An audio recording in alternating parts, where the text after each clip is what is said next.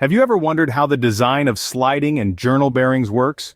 Or perhaps the intricate details behind the design and analysis of brakes, clutches, and flywheels?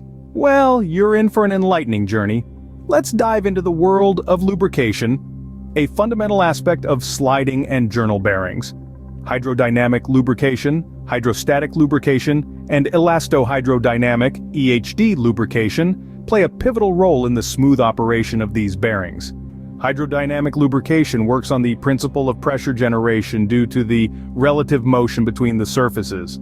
On the other hand, hydrostatic lubrication relies on an external pressure supply to maintain the lubricant film, while EHD lubrication is the result of significant elastic deformation of the contact surfaces under very high pressure.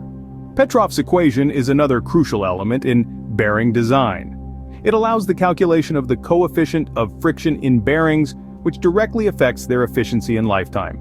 The bearing characteristic number, a dimensionless quantity, further provides insights into the lubrication condition of the bearing. Lubrication regimes, including boundary and film lubrication, are also important.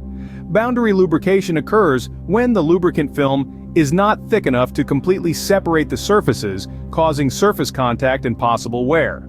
Film lubrication, however, ensures a thick enough lubricant film to avoid surface contact and thus reduces wear and tear. Now moving on to hydrodynamic bearings. The key factors here are pressure distribution, eccentricity, and minimum film thickness. Pressure distribution in the lubricant film is crucial for bearing performance. Eccentricity, the deviation from the center, affects the pressure distribution, while the minimum film thickness relates to the bearing's durability. Reynolds' equation provides a mathematical description of fluid flow in thin films, which is essential in bearing design. Meanwhile, heat generation and thermal equilibrium are vital for the longevity and safety of the bearing.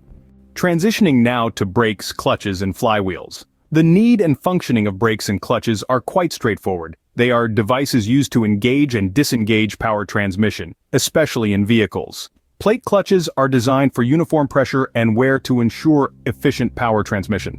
Brake design and analysis involve understanding and calculating the forces required to slow or stop a moving vehicle. Flywheels play a crucial role in maintaining a constant speed of rotation in a machine by storing rotational energy. The coefficient of fluctuation of speeds, fluctuation of energy, and energy stored in a flywheel are all critical factors in its design. The stresses on flywheel ring, arms, and the design of shafts, hub and key all contribute to the robustness and efficiency of the machine.